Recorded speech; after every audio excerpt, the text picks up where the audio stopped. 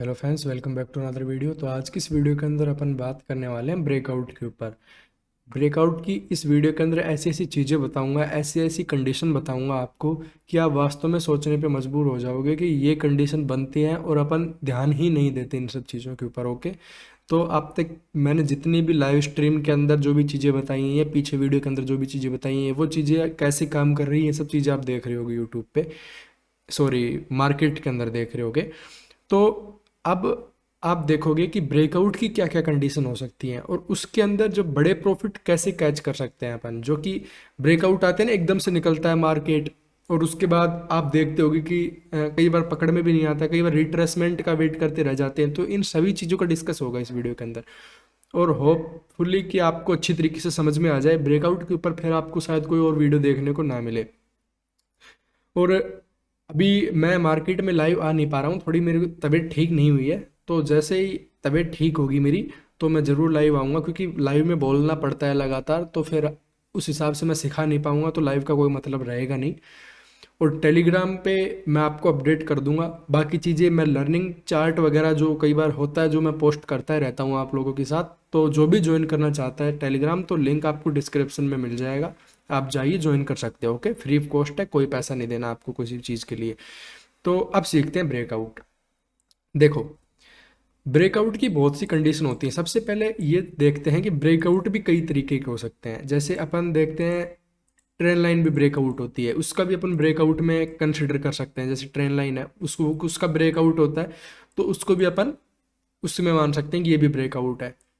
Resistance का breakout होता है, तो उसको भी अपन ब्रेकआउट के अंदर कंसिडर कर सकते हैं कि ये रेजिस्टेंस का ब्रेकआउट हुआ।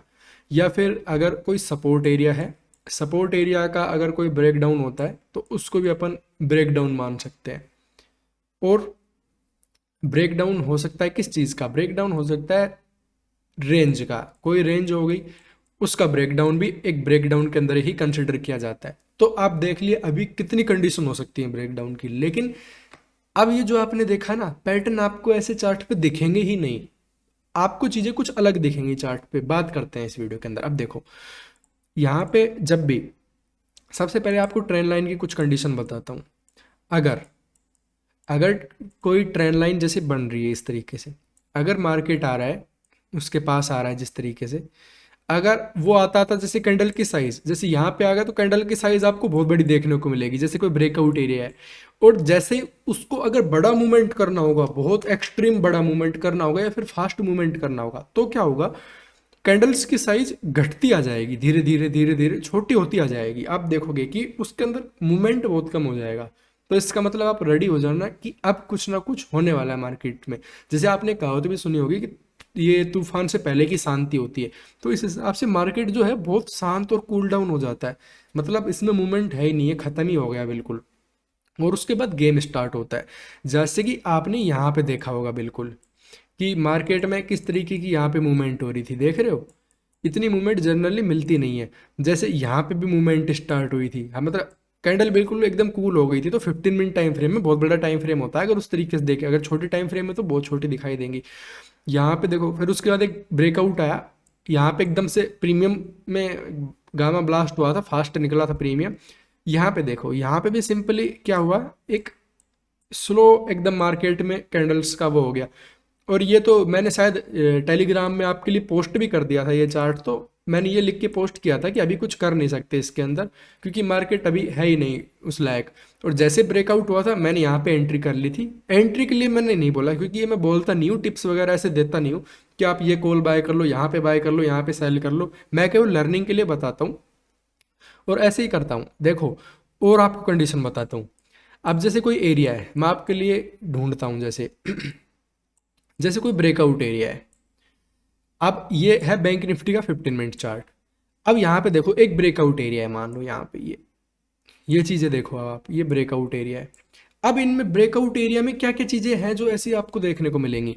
सबसे पहले जो एक कैंडल है, अब देखो कंडीशन कंडीशन किस तरीके से देखी जाती है बड़े ब्रेकआउट की, और वो बड़ा मूवमेंट होता है। एक ही कैंडल के अंदर मार्केट ने, मतलब 80% मार्केट है जो यहाँ तक का इसने इसी के अंदर काम किया, एक कैंडल के अंदर।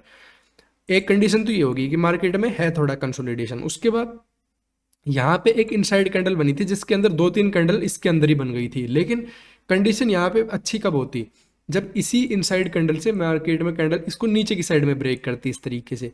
तो ये कंडीशन एक बहुत अच्छी कंडीशन हो सकती थी यहाँ पे, लेकिन इसने ऐसा नहीं किया, इसने अप साइड में निकलने लगी यहाँ पे।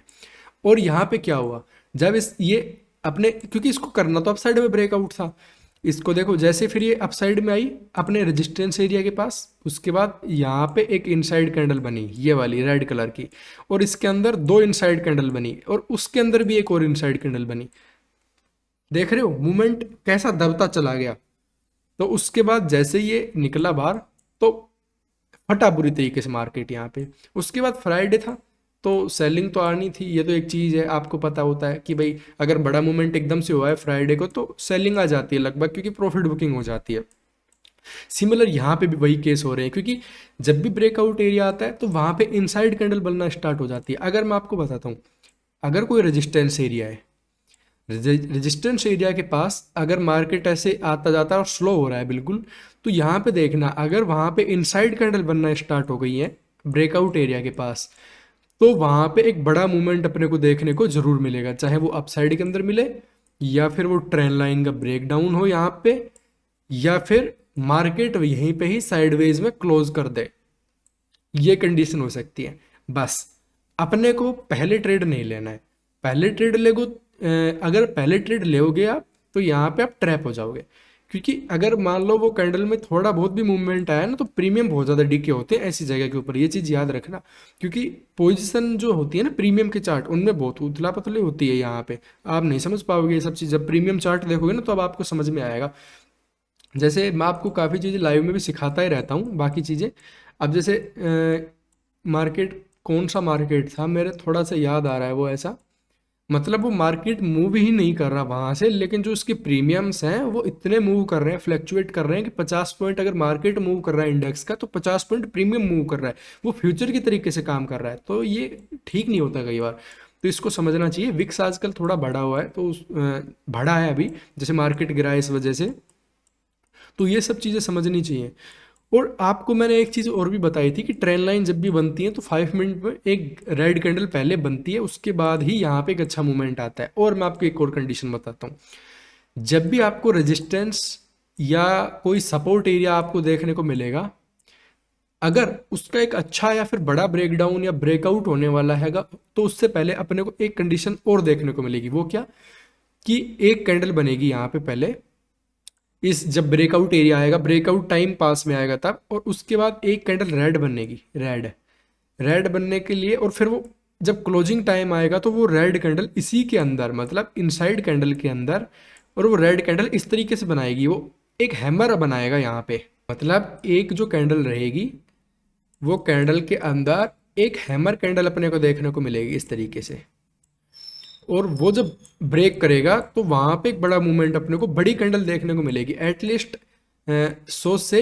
150 पॉइंट के बीच में वो कैंडल अपने को देखने को मिलेगी। और एकदम से इतना बड़ा मूवमेंट आता है तो अपना प्रीमियम जो होता है वो 100 पॉइंट से लेके और लगभग 110 पॉइंट के आसपास तो आराम से बढ़ जाता है, यहाँ पे एकदम से स्पाइक देता है अपसाइड के अंदर। तो ये एक बेस्ट कंडीशन होती है अपने पास, तो इसको थोड़ा समझा करो आप लोग।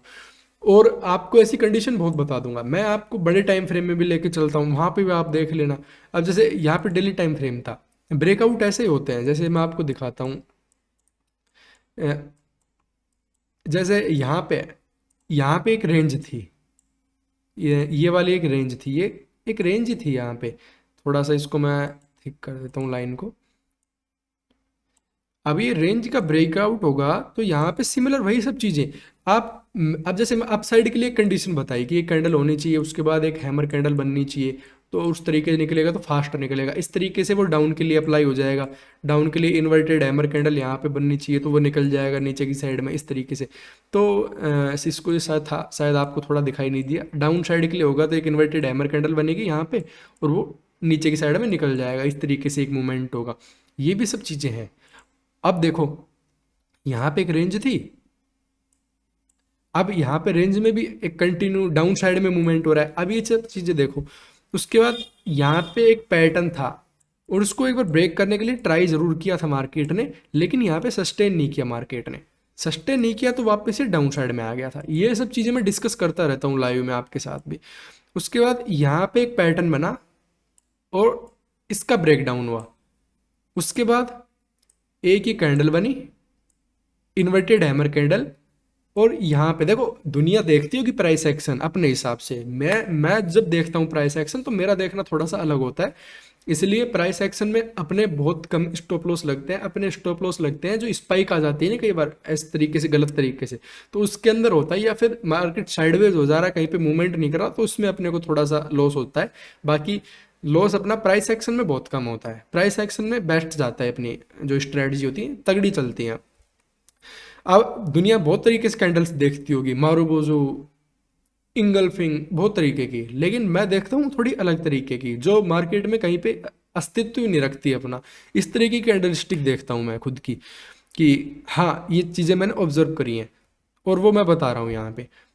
तो अब जैसे ये बना, अब जैसे इसका ब्रेकडाउन आया तो सिमिलर वही सब चीज़ें मैंने ये आपको शायद आप मेरे टेलीग्राम में जाना, और जब मैं ये बड़ा मूवमेंट आ रहा था तो उस समय मैंने ये बोला भी था कि यहाँ पे जो एम पैटर्न है वहाँ पे ब्रेकडाउन हुआ है उसका बड़े टाइम फ्रेम में, तो उससे एक बड़ा मूवमेंट निकल रहा होगा। जैसे मार्केट में जैसे आप जाओगे ना टेलीग्राम में, तो फर्स्ट में मैंने अभी अपने ज़्यादा दिन तो हुए नहीं टेलीग्राम बनाए, तो आप जाके देखोगे उसके अंदर तो मैंने सारी चीज़ें अप टू डेट करी हुई हैं वहाँ पे।